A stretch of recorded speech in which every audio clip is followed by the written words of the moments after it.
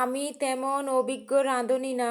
অভিজ্ঞ রাঁধুনিরা অনেক কিছু জানে, অনেক কিছু পারে, অনেক কিছু বুঝে। আমি নোয়াখালীর মানুষ না, তাও নোয়াখালীর ঐতিহ্যবাহী একটা পিঠা আমি বানালাম। আমি হচ্ছি চট্টগ্রামের মেয়ে। এই পিঠাটার নাম হচ্ছে খোলাজালি পিঠা, খোলাজা পিঠা, যে কোনো একটা নাম বললে হয়। এই পিঠাটা খেতে কিন্তু অনেক মজা। আমি আমাদের বাড়িতে থাকতে এই পিঠাটা খেয়েছিলাম। আমাদের বাসা বাড়িতে নোয়াখালীর একটা ফ্যামিলি থাকতো, এই ফ্যামিলিটা আমাদেরকে বানিয়ে খাওয়াইছিল, সেজন্য মনে আছে, অনেক স্বাদ হয়।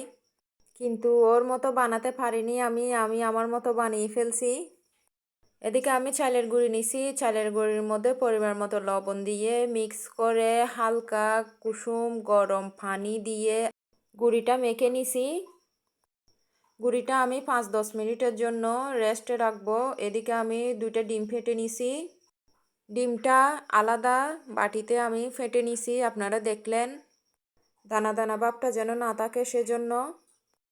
এদিকে চালের গুঁড়ির মধ্যে ডিমটা আমি মিক্স করে দিছি।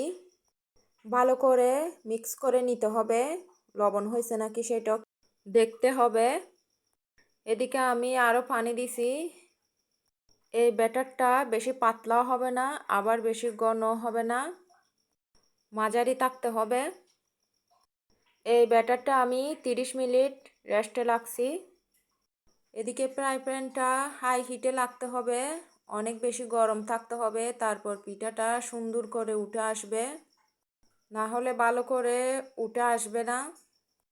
পিঠার ব্যাটারটা দেওয়ার পরও গ্যাসের তাপটা কমানো যাবে না, হাই হিটে রাখতে হবে, তারপর পিঠাটা তাড়াতাড়ি করে হয়ে যাবে।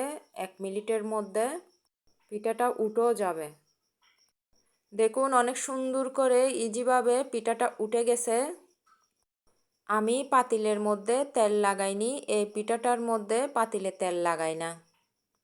একটা ভিজা কাপড় দিয়ে পাতিলটা একটু মুছে ফেলতে হয়।